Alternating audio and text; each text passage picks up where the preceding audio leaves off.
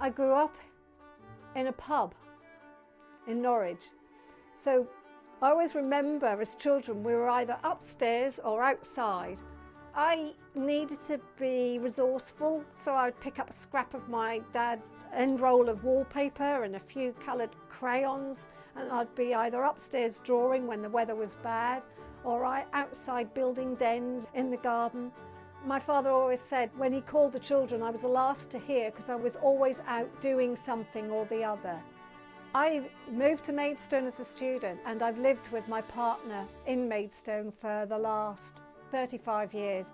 I reflect back on the things that I've achieved in my life, and I would never have thought it as that 20-year-old student coming out of art college. I've written several books. My last was Textile Landscape. I'm in the process of writing another book called Embroidering the Everyday, which fits so well into this course. I think one of the things I'm most proud of is I'm a Winston Churchill Memorial Fellow. That means I received an award to study in Japan in my mid-20s, and that has had a long-lasting effect on where I am today as well. I was able to study papermaking and textiles in Japan. I teach at Westdean College, locally where I live. I enjoy teaching drawing and painting. So I'm building towards an international exhibition on invitation of the City of Antwerp. I can't even begin to think about how I got here.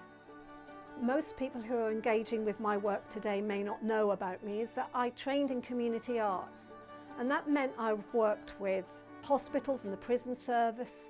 I've worked with young people of all ages, and I'm a trained youth worker. It's taught me about the power the creative process can have in our connection with each other.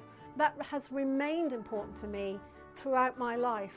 As a professional artist, I frequently get asked, how did I get to be successful, or how did I find my place in the art world? I'm still finding my place, and that changes. But I think I've worked really hard. I know that. I've always known that throughout my life.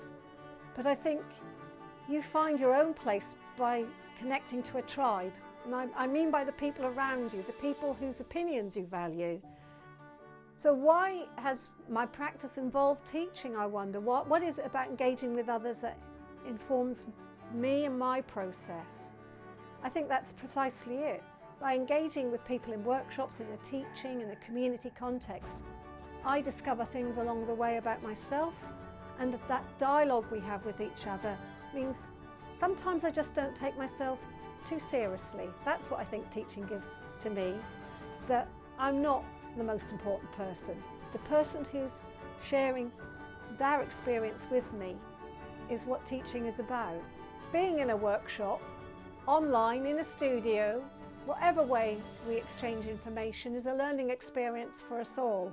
And I'm certain I'll come away from this as informed as you will, and striving to be challenged and to take on my work into other directions as well. I'm going to learn so much about this process as you are. I think we engage in this workshop together. So I'm going to be really excited to see what we do, what we produce. I want you to enter into my world for a little while. I want us to exchange our ideas with each other. That's the inspiration for this course.